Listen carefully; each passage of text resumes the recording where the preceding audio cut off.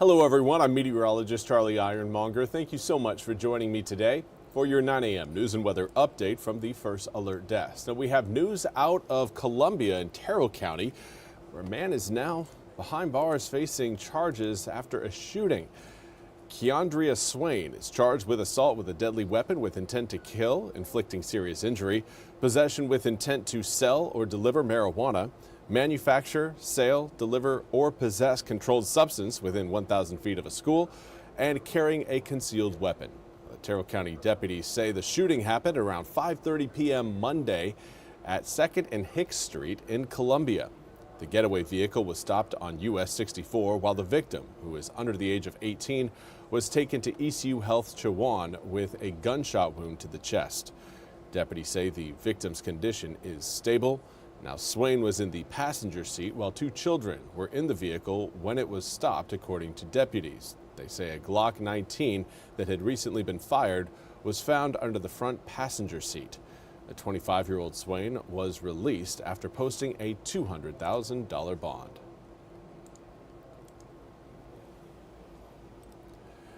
And of course, in global news, the big news is that Hamas and Israel have agreed to a ceasefire. NBC's Matt Bradley has more on the details. Now I'm here in what Tel Avivians have been calling Hostage Square for the past 2 years, and now we're seeing, as opposed to the normal sorrow and grief, an enormous amount of gratitude and joy for what was just announced this morning, the first phase of that deal set to come into place within the coming days after Israel's government approves it potentially today. Now, again, we're hearing that Steve Witkoff, President Trump's top negotiator for the Middle East, is going to be on his way to Israel. That could happen as soon as today as well. And it's possible that he's going to be accompanied by President Trump's son-in-law, Jared Kushner, who has been a major part of all of these negotiations dating back to President Trump's first term. So, what has been decided so far? It looks as though all of the hostages will be freed. According to Hamas, aid will then be rushed into the Gaza Strip, much needed aid that's contributed to the famine-like conditions there, or the lack of it. And then after that, we're going to see what sounds like a 72-hour period, or perhaps longer, where the Gazans, where Hamas are going to be recovering the bodies of those deceased hostages and gathering together those 20 hostages who are still thought to be alive. That will be a momentous and solemn occasion for this country, as they've waited for 2 years to see these hostages released. But this is not done yet. This is just the first phase, and there's still quite a bit of negotiations over very thorny issues that are left to be done. For example, whether or not Hamas will fully disarm. Both sides have been speaking about different aspects of that, and it sounds as though Hamas also wants some sort of role, as yet unclear, in determining how Gaza will be governed moving forward. Benjamin Netanyahu, Israel's prime minister, has completely ruled out any Hamas role in the governance of Gaza going forward. But for now, these thorny negotiations and questions that are still left unanswered aren't bothering folks here. For them, there may be a lot of deciding and a lot of talking left to do, but there's a lot of celebrating to be done as well. Matt Bradley, NBC News, Tel Aviv.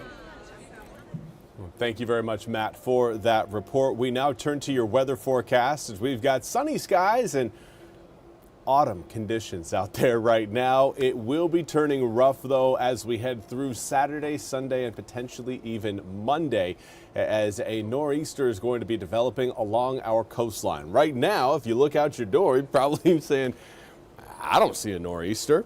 Right now, the area of low pressure is currently forming just off the coast of Florida, and it will continue to develop as we head through today and tomorrow before impacting us as we head into Saturday. Right now, this is a view through our Neuse River cam in New Bern. Northeasterly winds coming in at a fairly accelerated clip, 14-mile-an-hour winds right now. Those winds are going to get even stronger as we head through the next several days. It will be breezy today. Do know that. It's going to be breezy from start to finish. We'll see some of the stronger winds in the afternoon, but right now, again, still feeling the breeze out your door. 63 degrees, though, again, feels quite nice. Down from where we were yesterday. Most areas have seen a 10 to 15 degree temperature drop from where we were yesterday at this point. Areas along the coast not seeing the same sort of drop, but still cooler in Manio, Hatteras, as well as Beaufort. Do want to say good morning to Faye Walther. Thank you so much for joining me over on Facebook. As far as Temperatures go currently, most of us in the upper 50s to low 60s. Now, those of you watching closer to the Outer Banks, really on the Outer Banks, you're looking more at the mid to upper 60s. We've got 66 degrees in Beaufort, 69 in Hatteras, 67 in Manteo. Now, winds today are again going to be strong. Tomorrow going to be strong again. Saturday going to be stronger. Sunday will be the strongest we see over the next 5 days.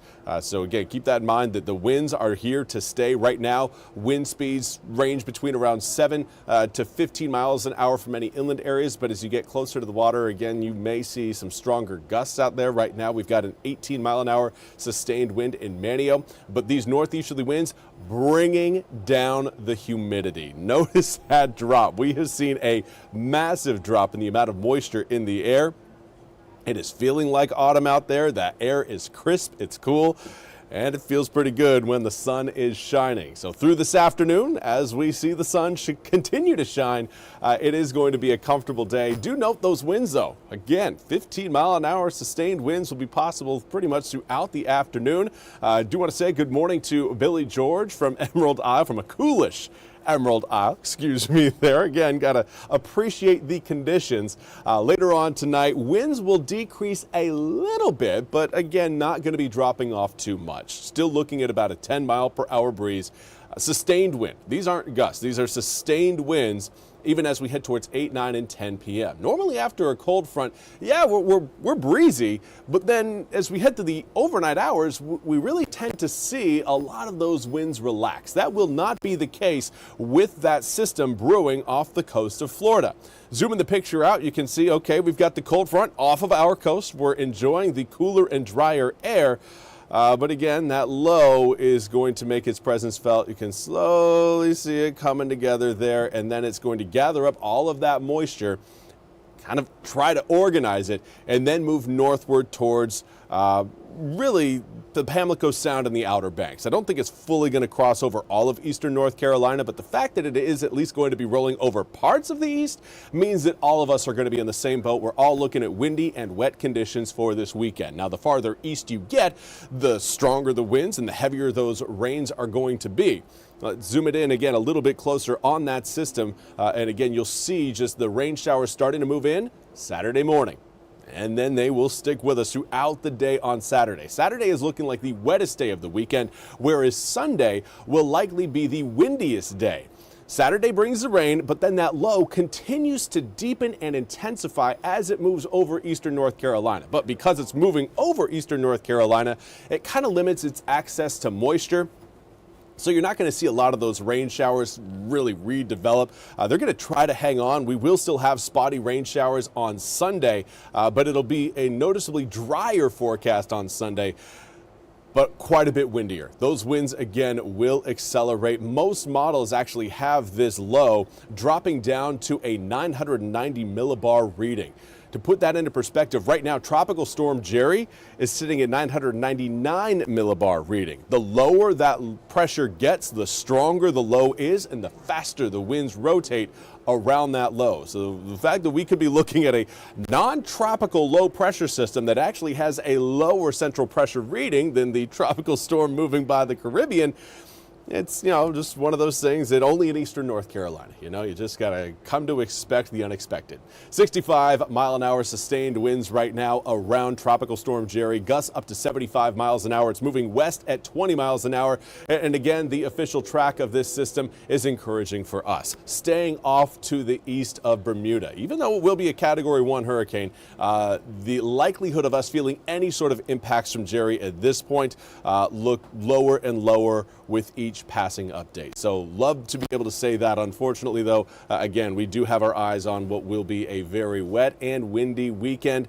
Some of those showers could carry over into Monday as well, but the winds will certainly carry over on Monday. We'll see those winds slowly relax from Monday into Tuesday.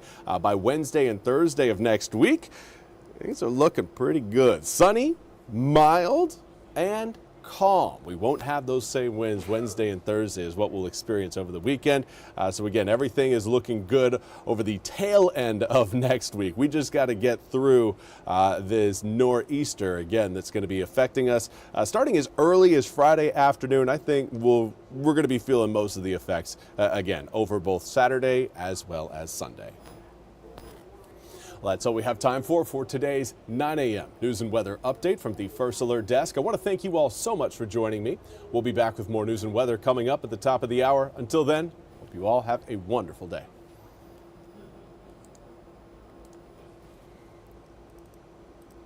This hour of the WITN First Alert Desk is sponsored by ENC Pirate Realty.